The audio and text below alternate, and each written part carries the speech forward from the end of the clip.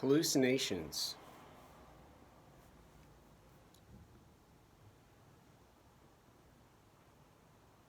Sometimes when there's a mystery, a problem,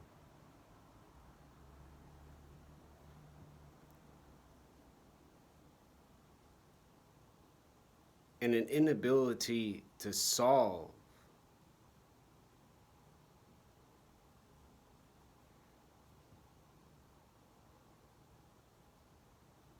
there's benefit for keeping track, learning, adjusting, and getting better.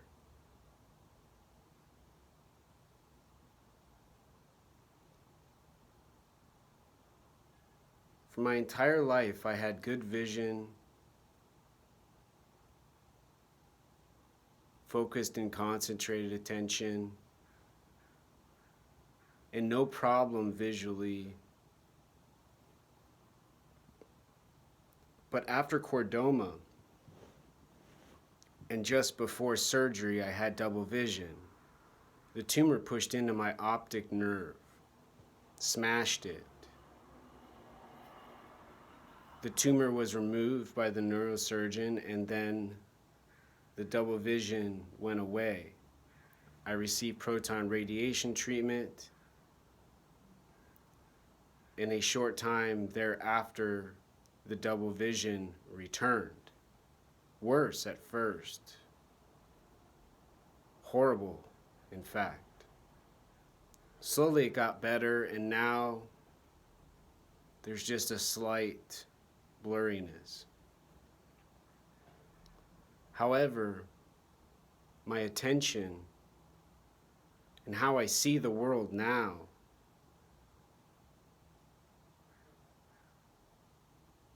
has a different awareness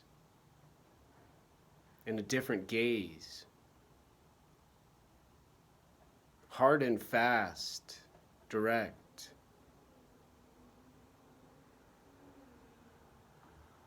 And a lot of times unflinching. Or else I risk dizziness from the relaxation of the eyes. I can sit down and rest, but if I'm standing and especially moving and my eyes go too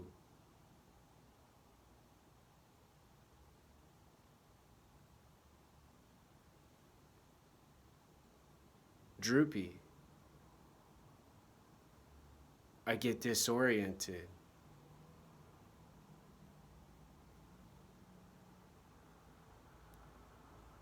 When the tumor was removed, I didn't know initially I'd have double vision again. We thought the eye was healed, the optic nerve was saved during the procedure. But I've slowly identified the differences and the concerns, trying to manage a much more energetic attention.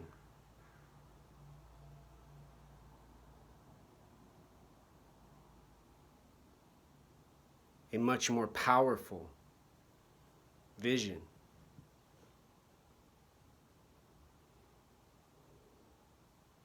Good for reading, doing work, speed and agility and quickness,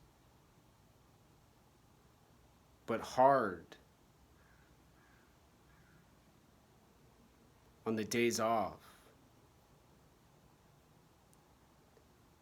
The unsolved mystery has to do with the confusion causing an hallucination from the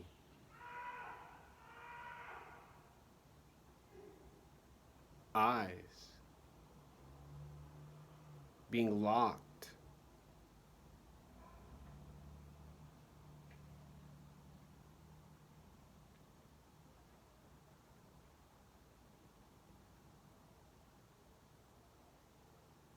And similar to staring in the dark and seeing visualization, And in Tibetan Buddhism, the monks would go to the caves in the Himalayas and they'd start to see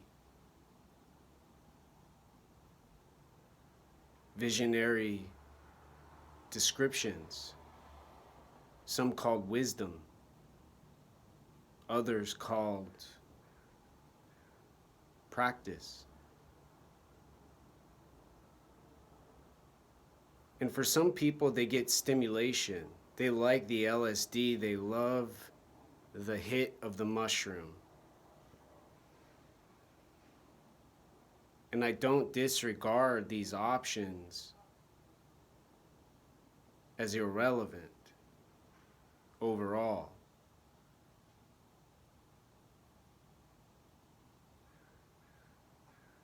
But without clinical supervision such as ketamine, and in spiritual traditions with ayahuasca, they can cause disaster.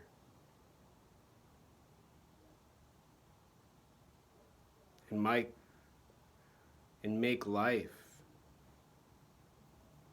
less happy and miserable.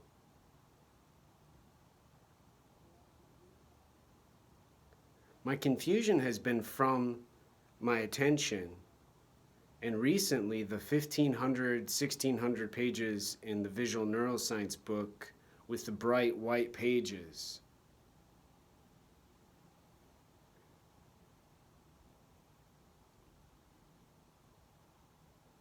At the peak, going to the later evening,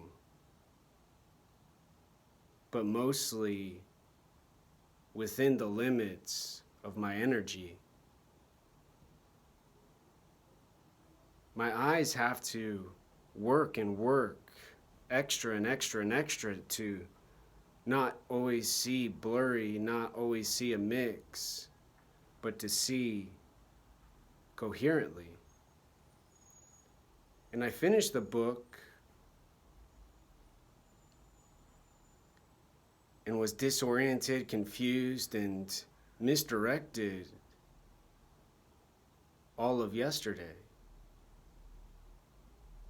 Woke up feverish, chills,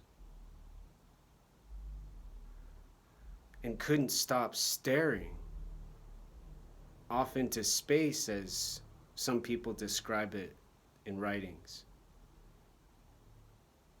Not for lack of motivation or goal, but from a lack of data and information about what was taking place. So the attention locks on and starts to visualize, and I move to break the patterns and to separate the vision. Martial arts teach a peaceful and a safe flow. And music calms and relaxes, and then unfortunately becomes a distraction when I start to sing and practice and play music and perform in some sense or in some ways.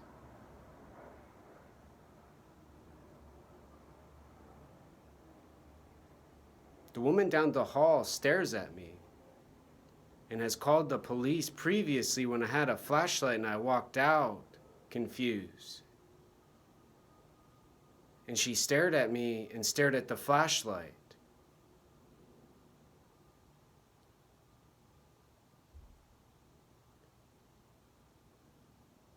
Her problem has not diplopia, but a mental health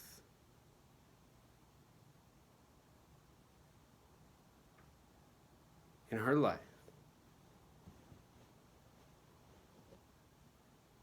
Her private world.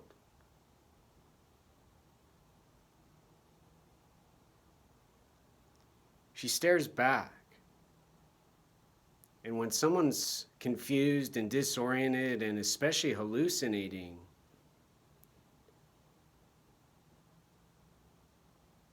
they can have different reactions. And for me, being mildly autistic and not understanding gesture and always about the faces, I get more confused, more quiet, and then stop and just stare. And she stares back. And then yesterday she stared back with the camera and she videoed and saw with the technology device what her eyes were visually experiencing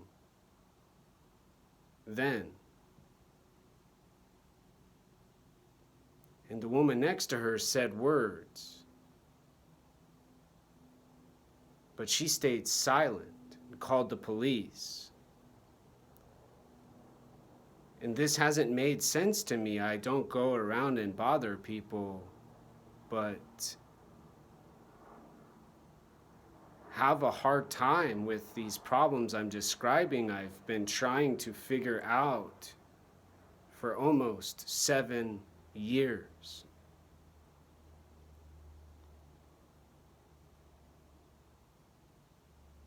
And now, the eyes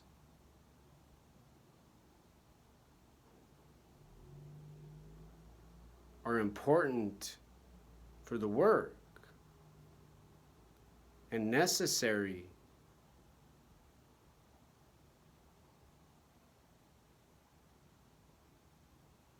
for a healthy consciousness.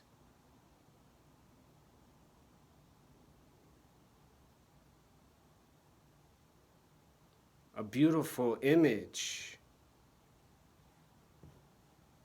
of the world, the earth, now.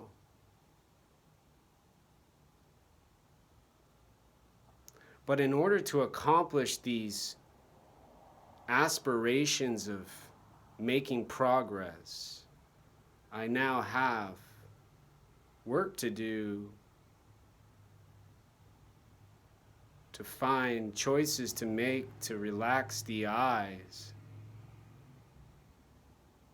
to rest the attention,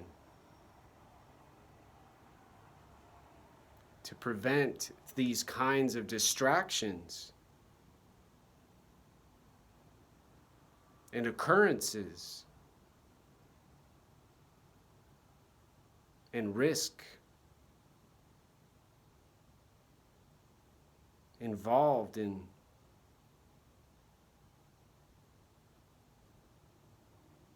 the disarray.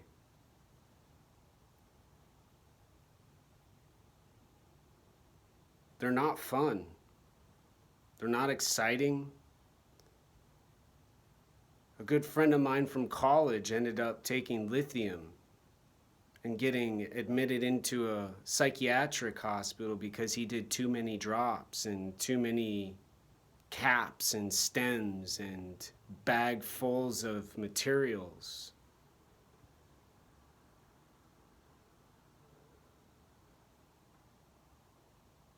And especially the stimulation reminds me a lot of the binge drinkers and the cigarette puffing, watching and staring onlookers who observe and intently watch and casually listen with their drugs and their entertainment.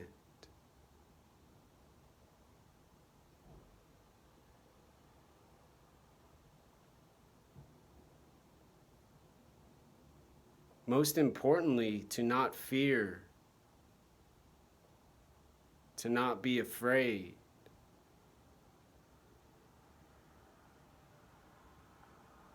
to stay excited. Now, the end.